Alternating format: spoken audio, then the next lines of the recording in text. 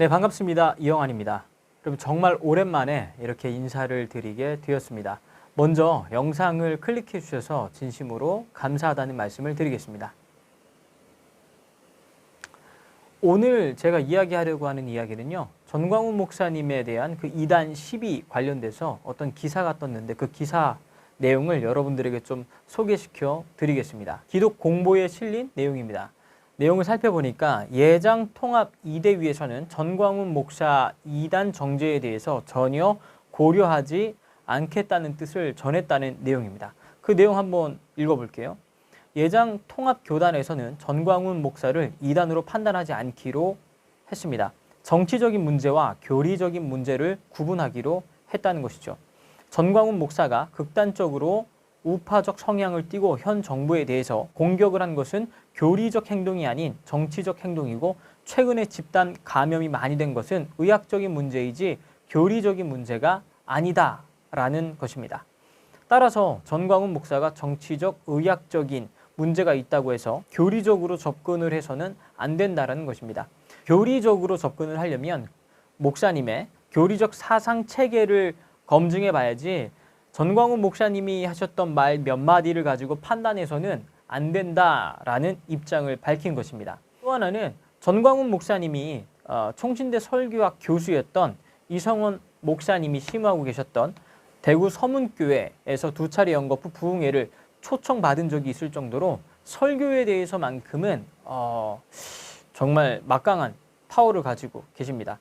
만약 전광훈 목사님이 이단 교리를 가르치셨다면 설교학 교수, 그것도 총신대에서 설교학 교수로 계셨던 이상원 목사님의 교회, 바로 대구 서문교회에서 초청하실 일도 없었지 않겠습니까? 그런 것도 검증하지 않고 어떤 목회자를 초청해서 설교한다는 건 있을 수가 사실 없는 이야기죠. 그러므로 이 기사에서는 전광훈 목사님에 대한 이야기를 정치적으로나 의학적인 문제를 가지고 이야기를 해야지 교리적인 문제를 가지고 접근해서는 안 된다라고 이야기를 합니다. 전광훈 목사님을 이단으로 정죄하기 위해서는 신천지나 어떤 안식일교회와 같이 교리적인 그런 이단들만 가지고 있는 교리 체계가 있어야 되는데, 그런 거에 대해서는 일절 언급이 없이 마치 이단을 만들어야지만 되는 어떤 그런 모습을 좀 보이고 있다는 것입니다. 전광훈 목사님께서 이렇게 설교하실 때 증거하시는 메시지를 여러분 잘 들어보면 그 메시지의 핵심은 복음의 7대 연합 안에 담겨 있는, 하나님 말씀을 통해서 비춰지는 그 복음의 7대 연합을 증거하시거든요. 그 복음의 7대 연합이라고 하는 건 예수 그리스도께서 이 땅에서 이루신 하나님의 그 복음을 이야기합니다. 예수 그리스도의 성육신 탄생, 그리고 그분의 고난과 죽으심, 그리고 사흘 만에 부활하셔서 하나님 보좌 우편에 승천하여 오르시고, 그리고 성도들을 위하여 친히 간구하시다가 약속하신 대로 성도들을 위하여 재림하셔서 이 땅의 열왕들을 심판하시고 우리를 저 새 하늘과 새 땅으로 입성시키시기 위해 천국에 지금 집을 만들고 계시지 않습니까? 그 복음, 예수 그리스도께서 이루신, 그리고 앞으로 이루실 그 복음에 대한 초점으로 말씀을 증거하고 계시기 때문에 30대 중반의 나이에 대한민국의 이름만 대면 다 여러분 알만한 대형교회에서 부흥회를 다 인도하셨다는 것입니다. 지금 제 나이에 한국에 있는 그 대형교회의 강단에서 설교를 하셨다는 거예요. 여러분 잘 한번 생각해 봅시다. 내가 대형교회 가서 설교하고 싶다고 해서 설교할 수 있는 게 아니잖아요. 그 교회에서 초청을 해야지만 설교할 수 있는 기회가 생기는 거 아니겠습니까? 30대 중반의 나이부터 대형교회에 어떤 부흥의 사역을 통해서 이미 사실 교리적으로는 검증이 되었다고 봐야 되는 것입니다. 또 전광훈 목사님 옆에 신학교 총장님들을 통해서, 그리고 현직 교수님으로 계시는 분들을 통해서 전광훈 목사님께서 전하시는 설교를 다 검수를 받아서 이게 교리적으로 문제가 있는지 다 검수를 통해서 그 메시지가 전혀 문제가 없음을 이미 검증을 받고 강단에서 외치고 계시기 때문에요. 여러분 전혀 교리적으로 문제가 될 게 없다는 것입니다. 근데 이 기사에서 한 가지 참 눈여겨볼 것이 있었는데요. 그 내용은 바로 이 내용입니다. 입지가 약할 때 이단으로 정죄하는 것은 반기독교 정신이라는 것을 기억해야 됩니다. 이런 대목의 내용이 있더라고요. 전광훈 목사가 광화문에서 수백만을 이끌 때에는 가만히 있더니 전광훈 목사의 입지가 언론을 통해서 약화되자 이단으로 몰아세우려고 하는 것은 너무나도 비겁하고 치사한 행동이다. 기사에 또 이렇게 나와요. 전광훈 목사가 말로 실수한 것이 있다고 해도 교리적 체계를 갖고서 개신교와 전혀 다른 복음을 전한 것은 없다. 이렇게 못을 딱 박아놨거든요.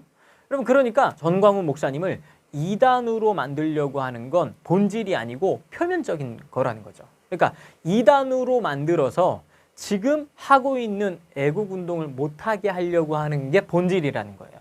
전광훈 목사님을 이단으로 몰아세우려고 하는 분들이 소속되어 있는 단체, 이런 거 여러분 가만히 살펴보면요. NCCK라고 하는 기독교 단체 중에 좌파 성향의 기독교 단체에서 사역을 하고 있는 목회자들이 상당히 많다는 것입니다.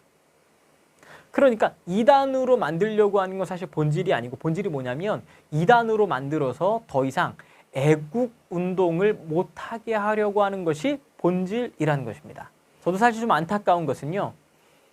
얼마나 나설 사람이 없으면 목회자가 저 적막하고 삭막한 아스팔트 광장에 그 앞장서서 나가야만 하냐는 것입니다. 누군가 좀 대신해서 이 일을 하실 수 있는 분들이 좀 나왔으면 좋겠습니다. 그리고 전광훈 목사님께서 늘 이야기하듯이 나도 이게 너무 힘들다. 건강도 좋지 않고 누군가 이 일을 대신할 사람만 나타난다면 내 뒤에서 적극 후원하겠다. 저도 그렇게 됐으면 좋겠다는 생각을 하고 있습니다.